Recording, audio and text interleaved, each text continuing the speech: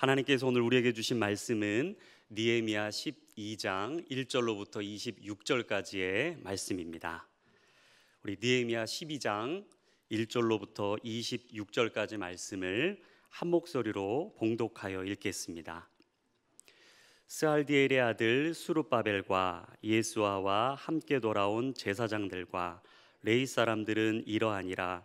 제사장들은 스라야와 예레미야와 에스라와 아마랴와 말룩과 핫두스와 스가냐와 루흠과 무레못과 잇도와 기느도이와 아비야와 미야민과 마아디아와 밀가와 스마야와 요아립과 여다야와 살루와 아목과 힐기야와 여다야니 이상은 예수아 때의 제사장들과 그들의 형제들의 지도자들이었느니라.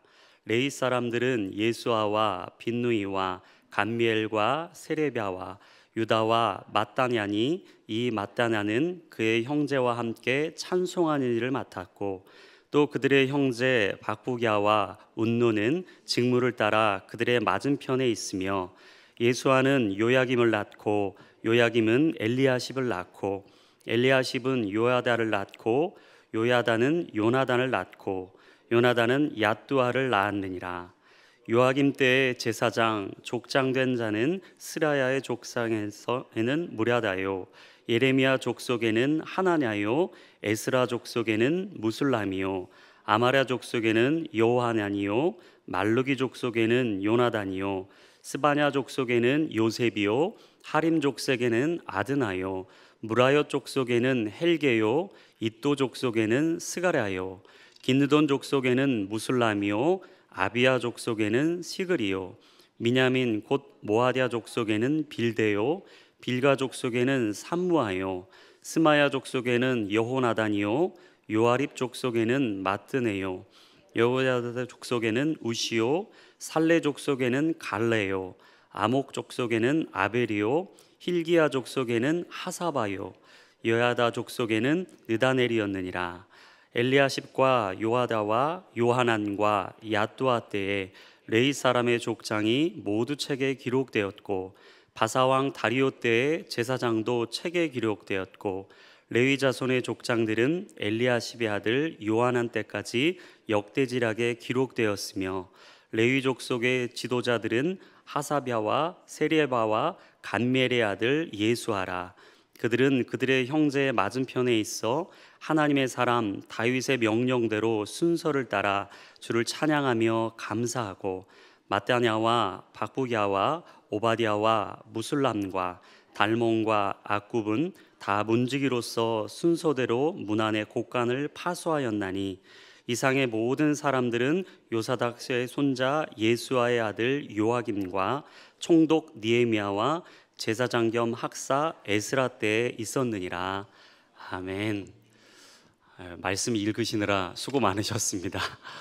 요 며칠 계속해서 하나님께서 우리에게 꼭 기억해야 될 하나님의 사람들의 이름을 허락해 주고 계십니다. 우리가 언제나 이 사람들의 이름을 기억할 때면 늘 감사와 은혜를 잊을 수가 없죠.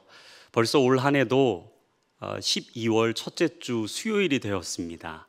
아마 지난 시간들을 생각해보고 돌아보면 우리 성도님들의 마음속에서도 하나님께서 베풀어 주신 은혜와 사랑이 얼마나 큰지 다시 한번 새겨보게 되실 줄로 압니다. 시편 90편 10절 말씀에 우리의 연수가 70이요 강건하면 80이라도 그 연수의 자랑은 수고와 슬픔뿐이요 신속히 가니 우리가 날아간다는 고백처럼 올 한 해도 정말 빠르게 시간이 흘러갔습니다. 누군가 말한 것처럼 우리 인생의 속도는 나이에 비례한다고 하죠. 우리 성도님들의 올 한 해 인생 속도는 어떠하셨는지 모르겠습니다.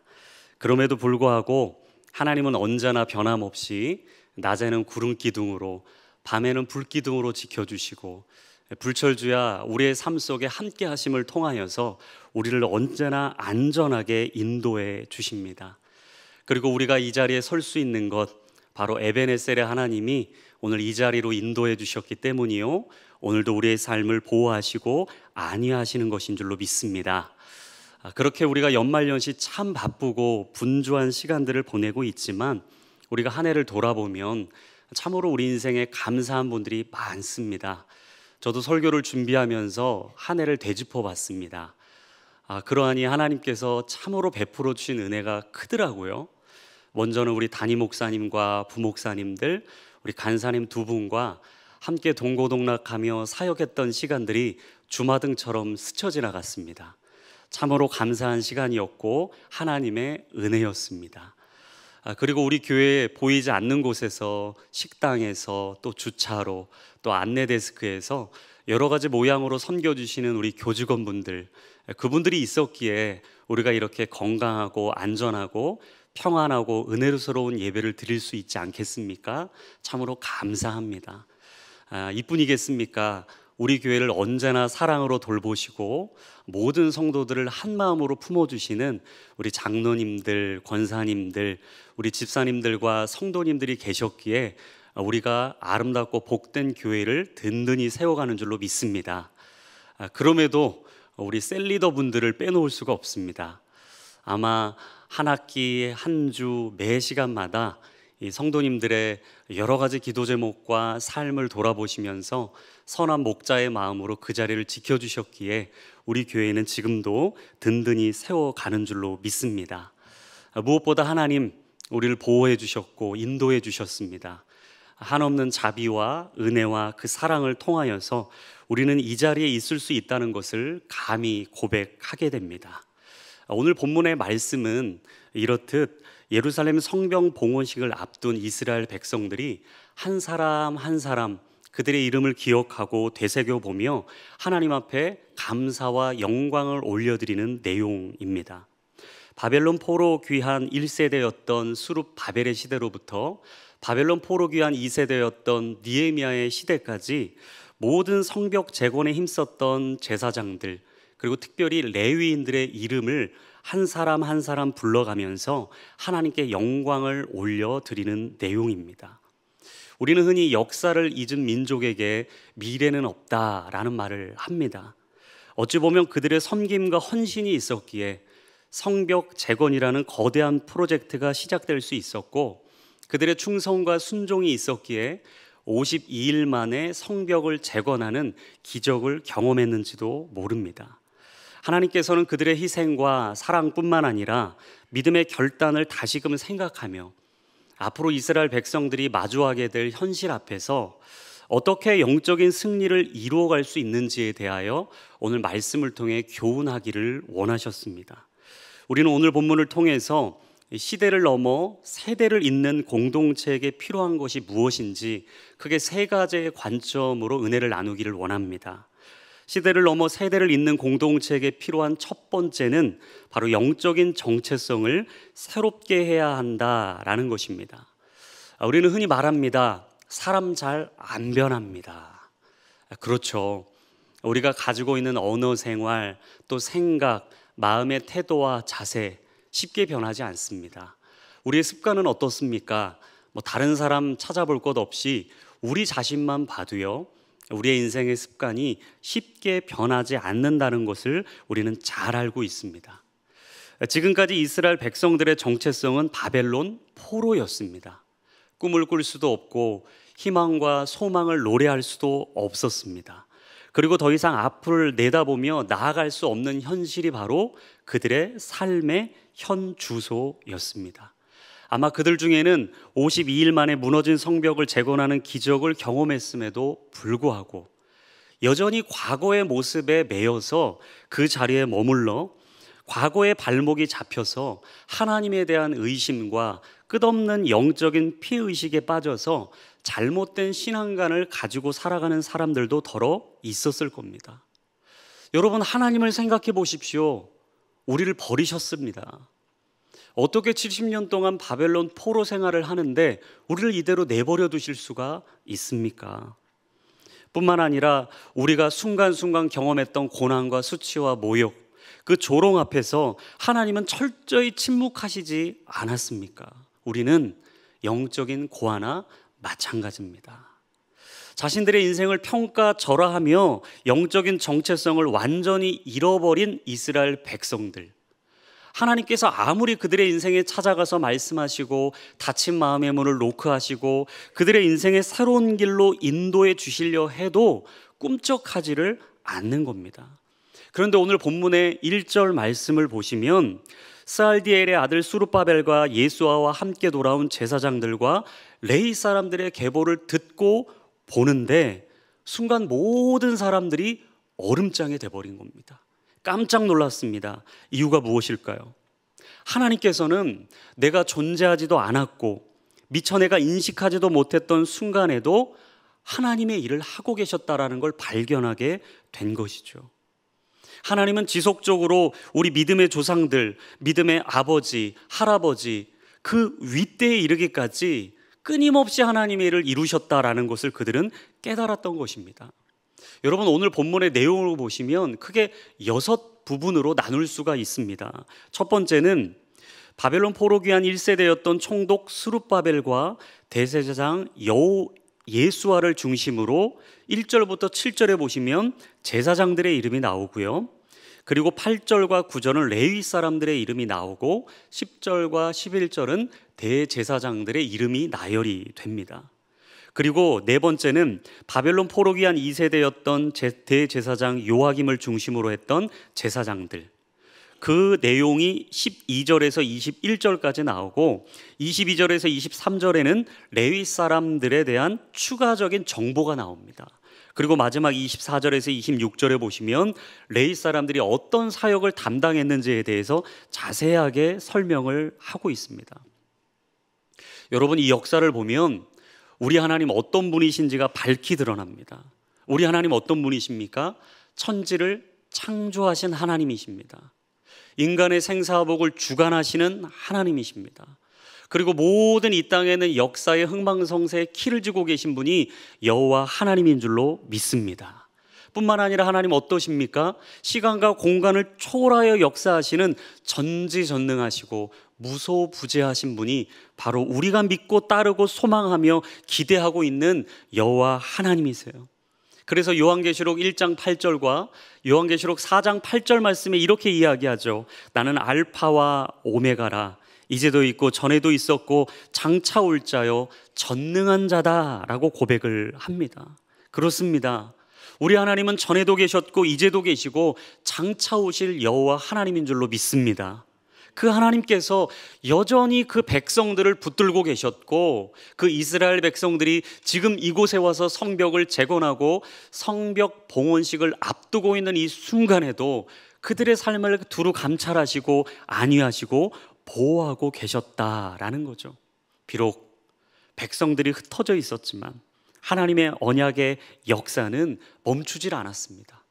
그 일을 이루어가야 할 하나님의 사람들을 한 사람 한 사람 세워주셨습니다. 지금 이 순간에도 마찬가지입니다. 하나님의 역사는 우리가 느끼든 듣든 보지 못하든 상관없이 주의 일은 이루어지고 있습니다. 마치 시편 121편 4절에 말씀하신 것처럼 이스라엘을 지키시는 분은 졸지도 아니하시고 주무시지도 아니하시는 분이시죠. 그래서 우리의 신앙은 무엇입니까? ING입니다. 현재 진행형입니다. 항상 우리의 삶은 지금도 이루어지고 있고 지금도 역사하고 있으며 지금도 하나님의 은혜의 빗줄기를 경험하고 있다라는 것이죠.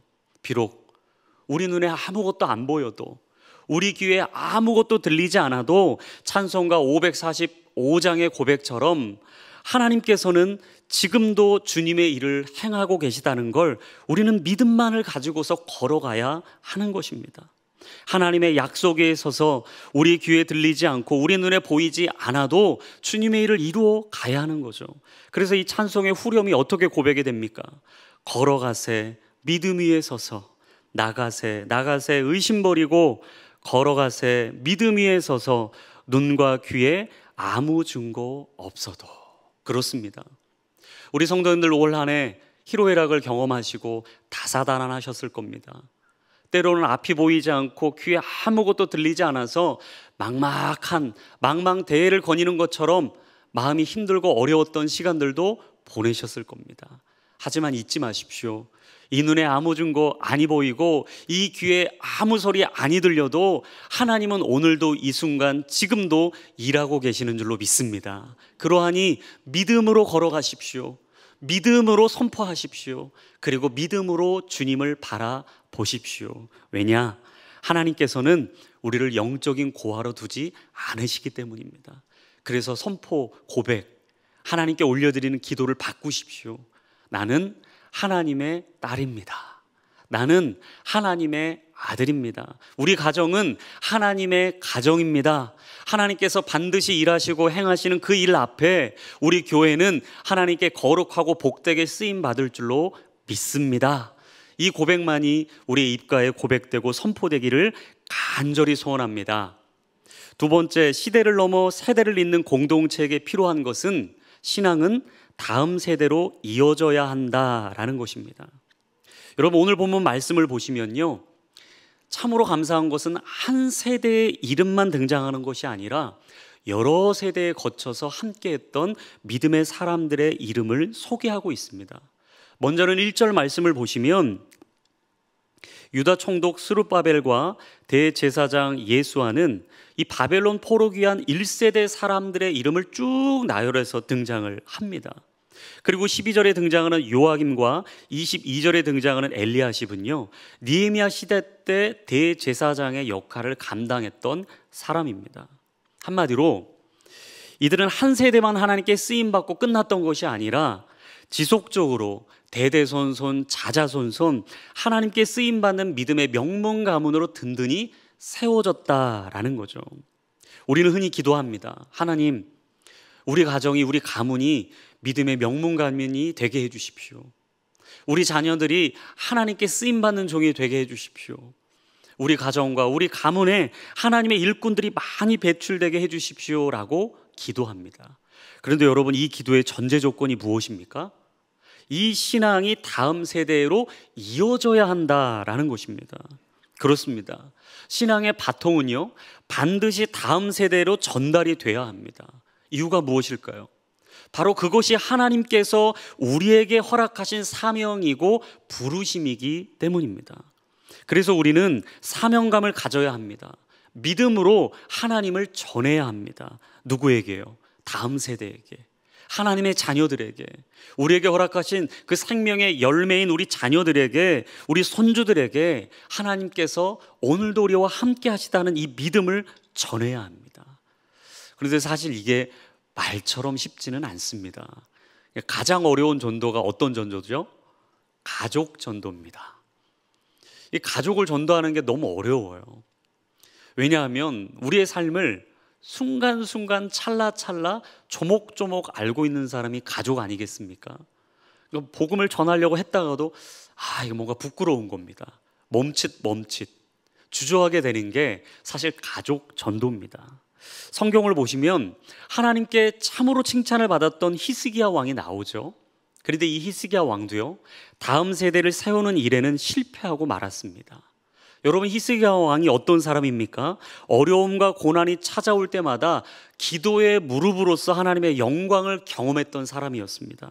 하루는 아수르가 쳐들어왔습니다. 예루살렘이 함락될 위기에 처했습니다. 그때 히스기야는 바로 하나님 앞에 무릎을 꿇고 기도하기 시작합니다.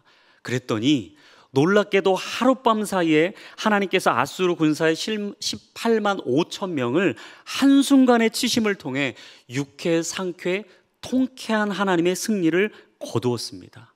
뿐만 아닙니다.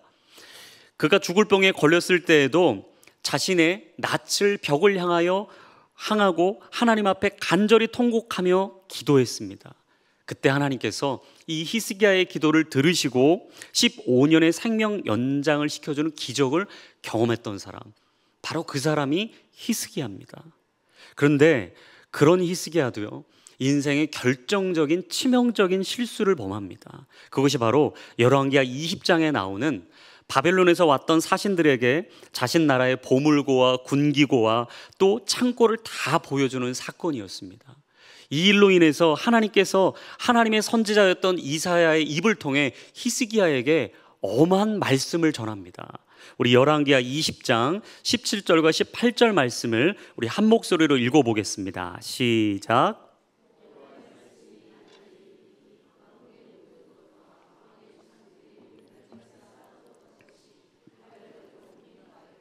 하나도 남지 아니할 것이요 또 왕의 몸에서 날 아들 중에서 사로잡혀 바벨론 왕궁의 환군이 되리라 하셨나이다 하니. 여러분, 내용을 보십시오. 너무나 충격적인 예언입니다. 근데 이 충격적인 이야기를 듣고 나서 히스기야가 가져야 됐을 반응이 무엇일까요? 넙죽 엎드려야죠.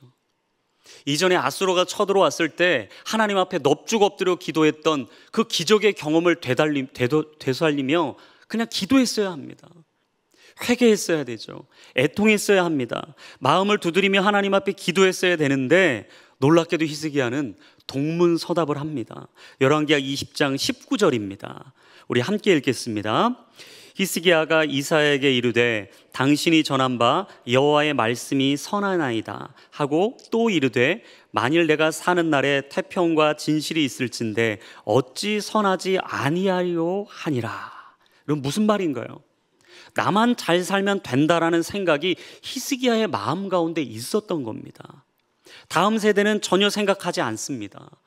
그냥 나 인생만, 내 시대에만, 내 때에만, 지금 시즌에만 내가 좋은 것 먹고 잘 누리고 편안하게 안위하면 되지, 그 다음은 생각하지 않는 겁니다.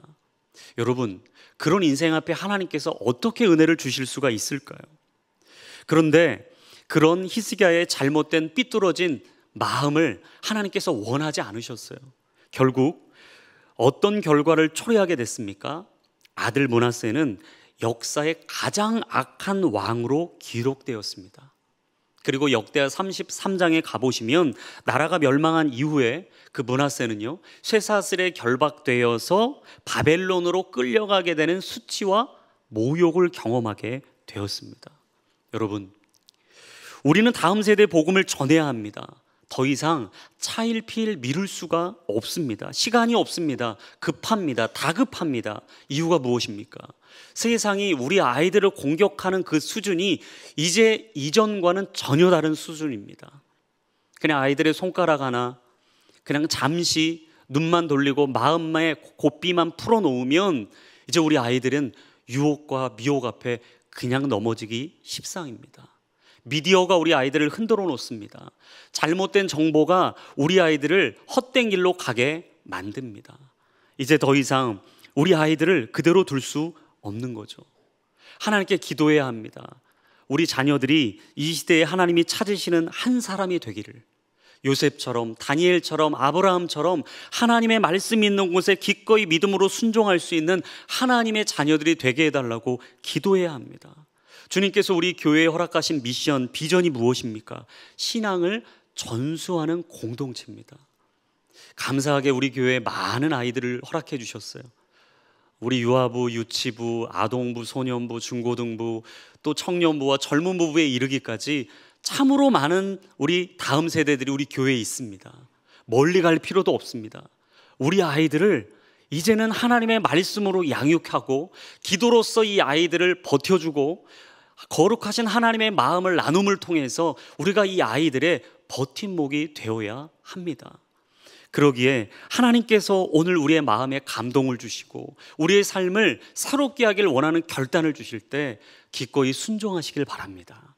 우리가 연말이 되고 새해를 맞이할 때 항상 우리 교회에 변화가 있어요. 그 어떤 변화입니까? 각자의 섬겨야 될 자리에 이동하는 시즌이죠.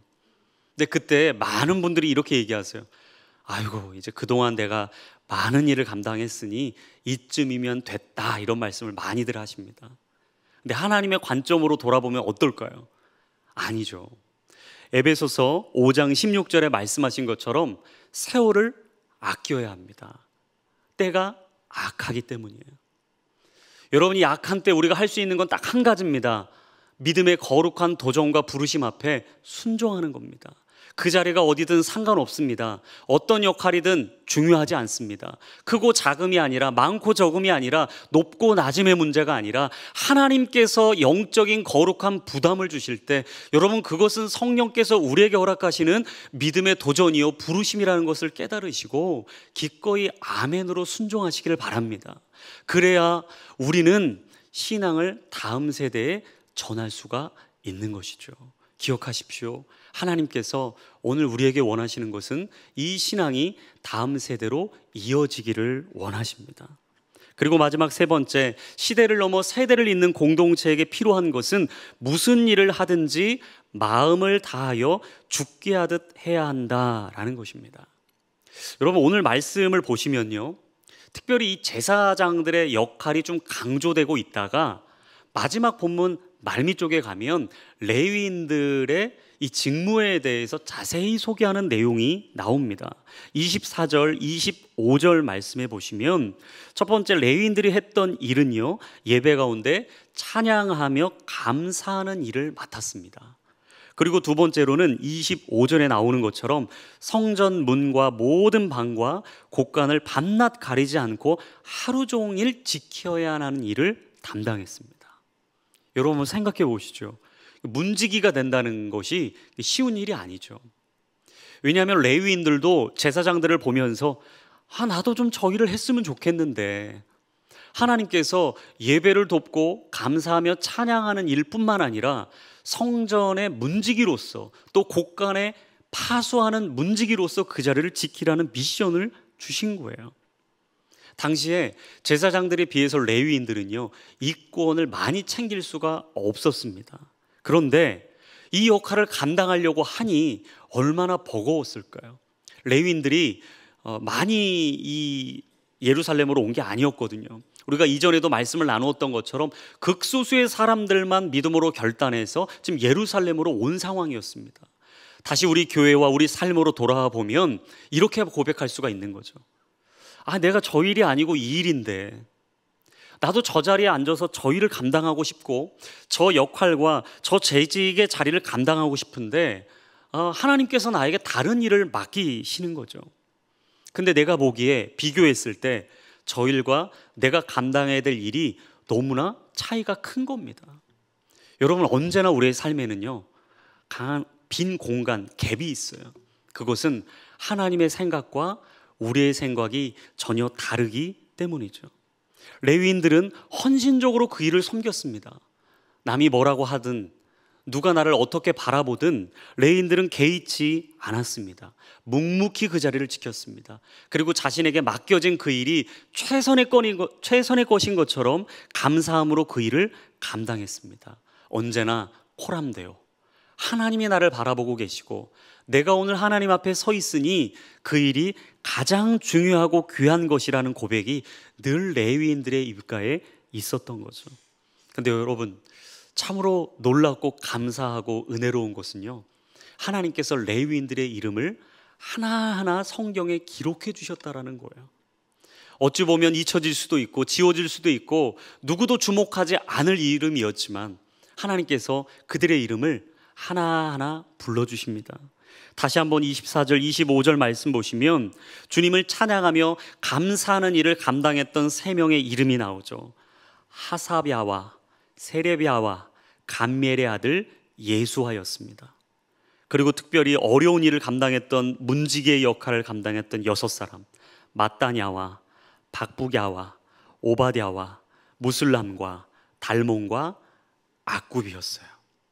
여러분, 누구나 빛나는 주인공이 되고 싶죠. 모두가 바라보는 주목하는 그 자리에 서고 싶습니다. 하지만 빛나는 주인공이 있기 위해서는 반드시 뒤에서 보이지 않는 곳에서 열심과 열정으로 섬기는 조연이 있어야 합니다. 주인공이 주인공 되기 위해서는 조연이 있어야 돼요. 하나님의 일도 마찬가지입니다. 모세가 모세 될 수 있었던 것은 그 옆에서 말없이 도왔던 아론과 여호수아가 있었기 때문이에요. 언제나 죄 가운데 무너지고 인생의 낭떠러지 끝에 섰던 다윗을 일으켰던 것은 다른 사람이 아니라 그 옆에서 다윗의 인생을 도왔던 요나단이 있었기 때문입니다. 여러분, 바울도 마찬가지입니다. 자신의 감정과 자신의 성격과 자신의 인생의 백그라운드로만 모든 것을 감당하려고 했던 바울에게 만약 바나바가 없었다면 여러분, 어떻게 바울이 바울 될 수 있었을까요? 그가 끝없이 열심과 열정으로 앞만 보고 달려가고 있었을 때 만약 그 옆에 디모데가 없었다면 하나님께서 어떻게 바울을 바울 되게 하셨겠습니까? 여러분, 언제나 우리의 삶에는 하나님의 아름다운 동역의 역사가 있어야 돼요. 그리고 하나님께서 보여주신 모든 일 앞에 그 모든 것이 죽게 하듯 할 수 있는 믿음의 순종이 있어야 하는 것이죠. 사도 바울은 마지막 옥중서신을 통해서 밖에 있었던 믿음의 사람들에게 이야기했습니다. 에베소서 6장 7절과 골로새서 3장 23절에 말하죠. 기쁜 마음으로 섬기기를 죽게 하듯 하고 사람들에게 하듯 하지 말라. 무슨 일을 하든지 마음을 다하여 죽게 하듯 하고 사람에게 하듯 하지 말아라. 여러분, 마지막 사도 바울이 하고 싶었던 말은 모든 일을 하되 죽게 하듯 하라는 것이었습니다. 올 한 해 너무나 빨리 시간이 흘러왔습니다. 어떻게 우리의 삶 속에 모든 일을 주님께 하듯 잘 감당하셨는지요? 주님께서 우리에게 다시 한번 물으십니다. 너의 모든 일에 죽게 하듯 그 사명과 부르심을 잘 감당했느냐? 영적인 정체성을 새롭게 하여 내가 하나님의 자녀임을 기억하고 그 신앙을 나에 대해만 두는 것이 아니라 다음 세대에 전수하기 위하여 애쓰고 힘쓰며 오늘도 모든 일 앞에 사람에게 하듯 하지 아니하고 기쁜 마음으로 죽게 하듯 하여 하나님의 사명과 부르심을 잘 이루었는지 하나님께서 우리에게 이 시간 묻고 계십니다. 날마다 우리의 삶 속에 이 물음에 믿음으로 답할 수 있기를 간절히 원합니다. 하나님께서 오늘도 우리의 인생에 찾아오셔서 나와 함께 하자 말씀하실 때 기꺼이 순종하여 주님의 일들을 온전히 이루어갈 수 있는 우리 귀한 성도님들의 삶이 될 수 있기를 주님의 이름으로 기원합니다. 우리 믿음을 가지고 함께 찬송하며 나아갔으면 좋겠습니다. 주님께서 우리 인생의 왕이심을 고백하며 우리의 가정과 또 우리 기쁜 소식 교회와 이 나라 이민족에 하나님께서 온전히 왕으로 다스려 주시고 좌정하여 주시기를 간절히 기도하는 마음으로 이 찬양 주님 앞에 올려드리도록 하겠습니다.